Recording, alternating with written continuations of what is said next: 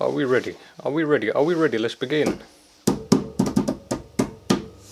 Bismillah. A'udhu billahi minash shaitanir rajim. Bismillahir rahmanir rahim. What are we talking about today? Introduction to layered reality. Mashallah, mashallah, mashallah. Let's begin with something real subtle, real layered. You're not just one version of you. You're stacked like rings, like mirrors, like frequencies. Your physical, emotional, mental, spiritual states, they're not separated. They're reflections of each other across layers. Ring. Now imagine a mirror, but not a bathroom mirror. I'm talking about cosmic. A reflection system built into the universe. It doesn't judge. It doesn't lie. It just responds. It reflects what you project. Not who you truly are, but what you choose to show. Like someone dressing up for a mirror. The mirror doesn't decide, it just reflects what you put in front of it. The universe is the same. That's the universal mirror. Let's talk about the linear existence across dimensions. Now let's break this down. You're existing across dimensions. Your physical body is here, but your emotions, they're not bound by gravity. Your mind, that's also in tomorrow, or in the future you can say. And your soul might be in sajda right now, while you're walking. So this is what many don't understand. Could be in a state of prayer as you're walking, because it's to do with the internal reality, right? And the stacks of layered realities that we talked about earlier. These layers are aligned like files stacked in a system. And here's the thing, you're interacting with all of them, whether you know it or not. When your layers are misaligned, you feel off.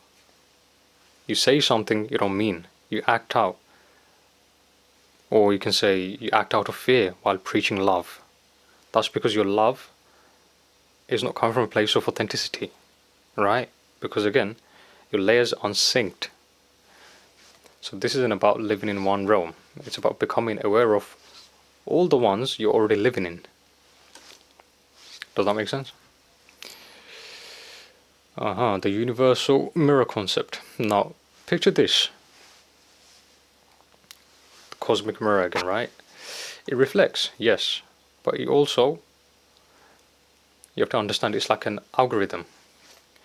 You input something, a thought, a feeling, an action, and it reflects something back. And that's exactly how social media algorithm is designed.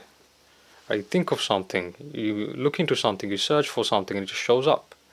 Like you literally think about something and people are making content on it. It's amazing how it works now. Like you're thinking about something and people are making content on it. So then you can see your thoughts are not only yours, but it's something emanating throughout the universe. So those that are picking up on it, they're making videos on it, they're making content on it. It's like, I was thinking on this. I was thinking about that. So the reflection isn't just a reward or punishment. It's just the echo of your frequency. Like typing something into a search engine. It doesn't give you what's right. It gives you what matches. So when you see things in your life, people, energies, situations, ask, what frequency am I typing into this mirror? So the frequency that you're in, you come across everything according to that frequency. This is why it's immensely important for you to increase your frequency, not to lower your frequency. Just like, let's say in secondary school, go from year 7 to year 8 to year 9 to year 10. As you're leveling up, you also come across people that are also leveling up, right? And then there's sets. Set 1, set 2, set 3, set 4, set 5 for many subjects. Then you also have teachers that are teaching you accordingly. And these are the same teachers. They're teaching year 7 kids, year 8 kids, year 9 kids, year 10 kids, let's say. They're also teaching year 11 kids. So again, it's all to do with you. The way you experience people, it's more to do with the depth of your reality. How much you have experienced yourself. That then has to be understood.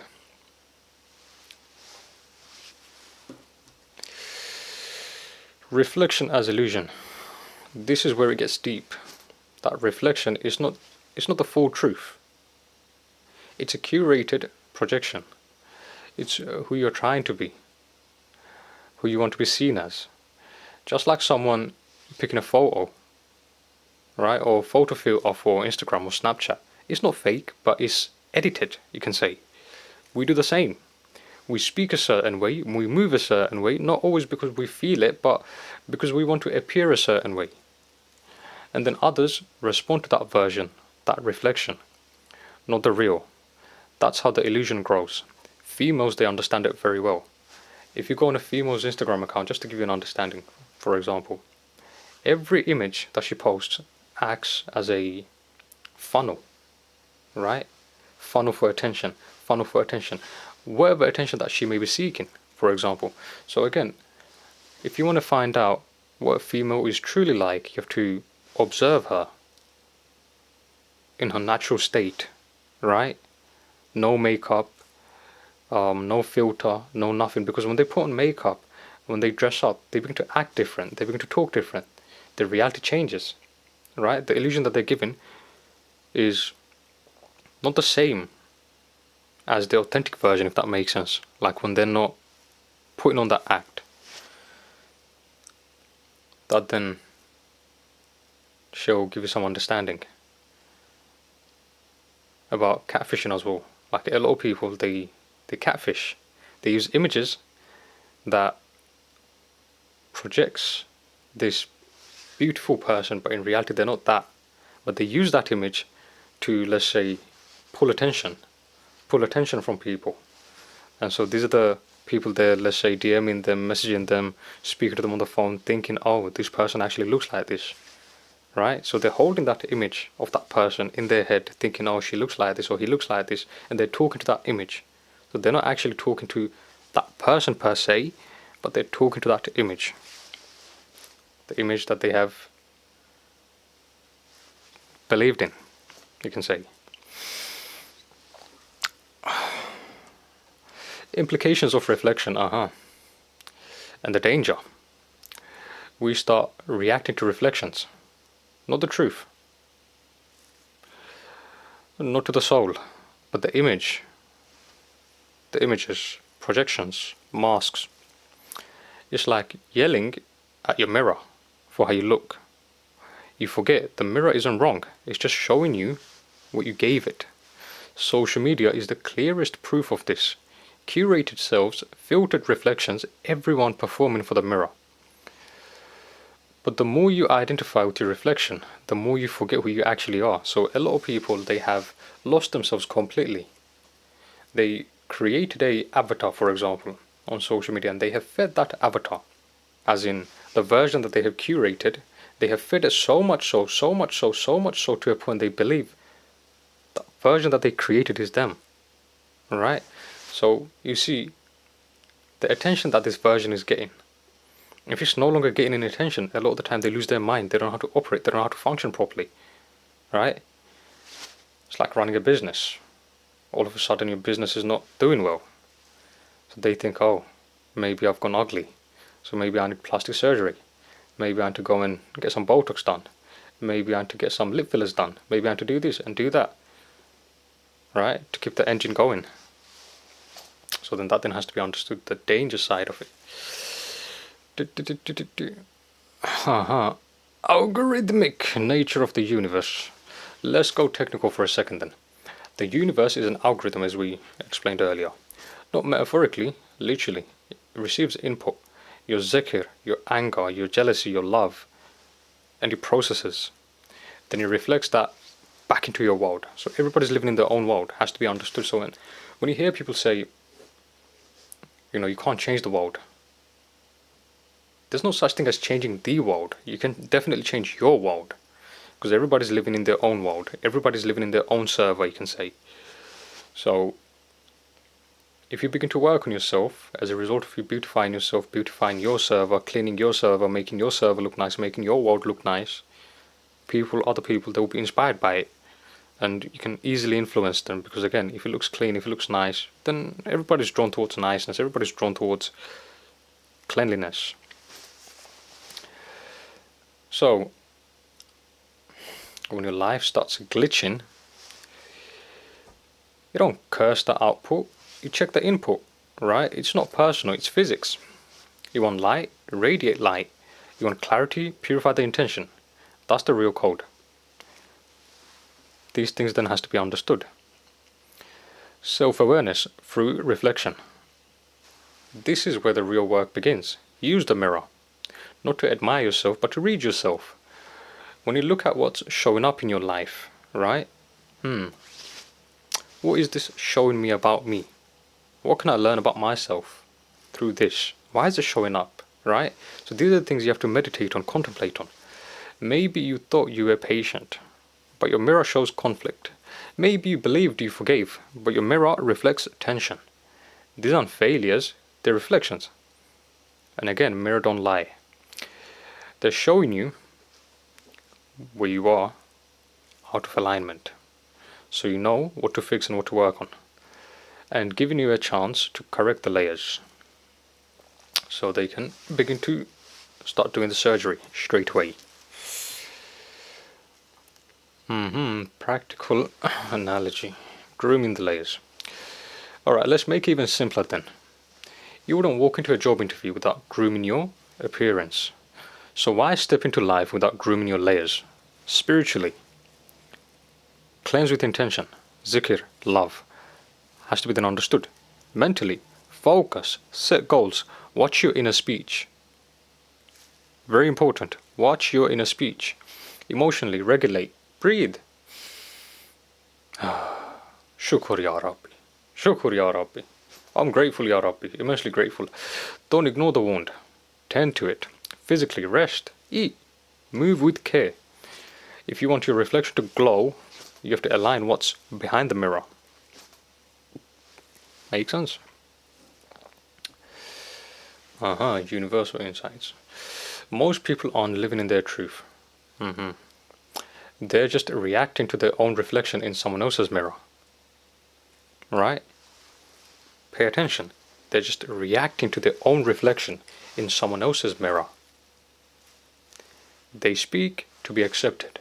They move to avoid judgment. They never meet themselves, only their edited versions. And that's also one of the reasons why celebrities, they complain like, these people, they don't treat us like normal people. Right? I can never get to feel normal again. Yes, because they're interacting with your edited version, if that makes sense. They're interacting with this influencer version of you. They're not coming to you as a normal person. Right? This persona which you have portrayed, that's what they see of you. Like WWE, growing up, we used to watch WWE, right?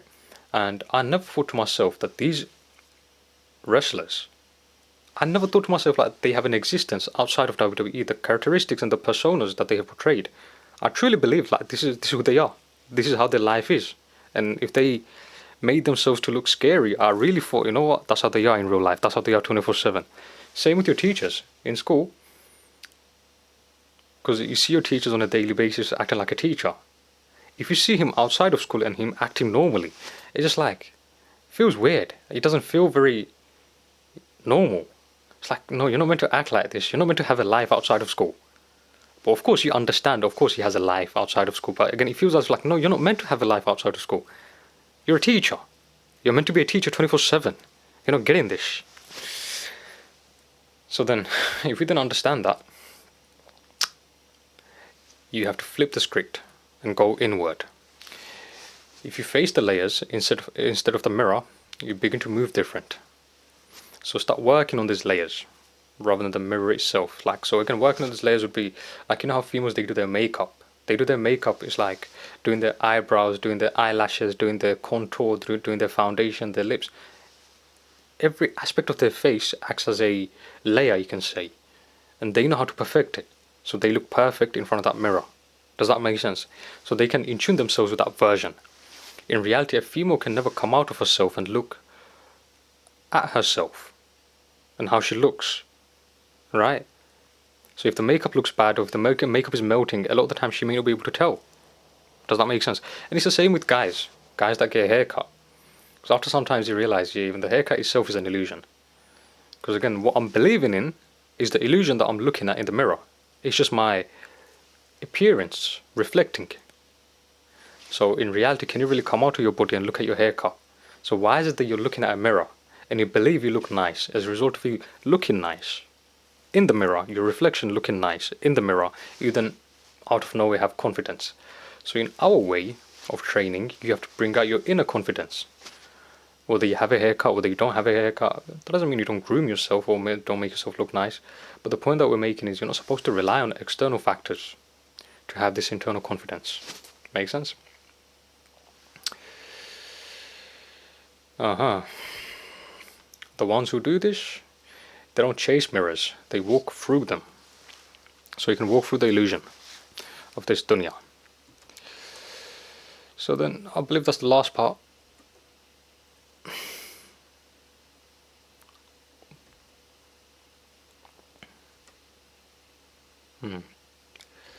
Many live their lives reflecting rather than engaging with it. Yeah, we talked about it.